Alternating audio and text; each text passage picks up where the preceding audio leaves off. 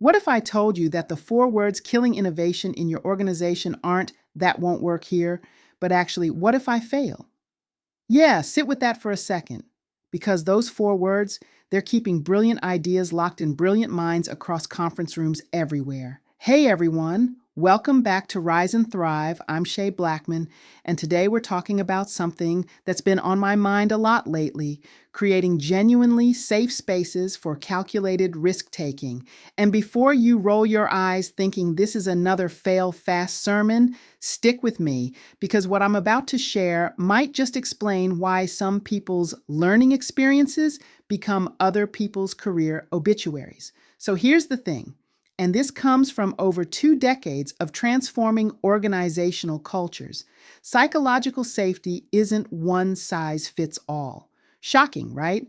Research shows that Black women are 2.5 times more likely than white women to feel they can't afford to fail. And they're not being dramatic, they're being strategic. Because studies prove that errors by Black professionals are remembered longer and judged more harshly than identical mistakes by their white colleagues. Think about it. When certain executives fail, it's ambitious. When others fail with the exact same project, poor judgment. I've seen this pattern so many times, it's practically scripted. There was a software company that was hemorrhaging diverse talent despite killer diversity recruiting. Exit interviews revealed the truth. Women and employees of color felt they couldn't take the same risks as their peers without facing harsher consequences. So they implemented what I call identity-conscious risk frameworks. They created blind pitch processes, diverse review panels, something they called failure insurance. Basically, an annual experimentation budget for every employee, and they started documenting failures for lessons, not punishment. The result? Innovation submissions from Black women increased 400%. 400%. Overall innovation pipeline grew 250%. And get this, company valuation increased by $50 million, partly attributed to innovation acceleration. Look, creating truly safe spaces isn't about removing all risk.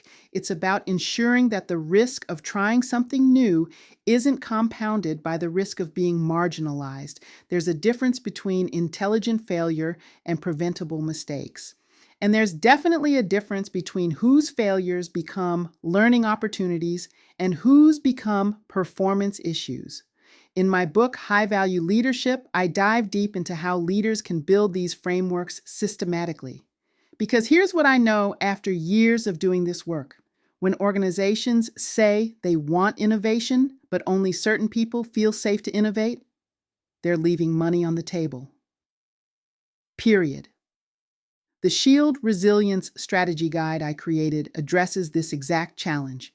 It gives you the tools to navigate risk-taking when the stakes feel higher for you than for others, because sometimes you need to create your own psychological safety while the organization catches up.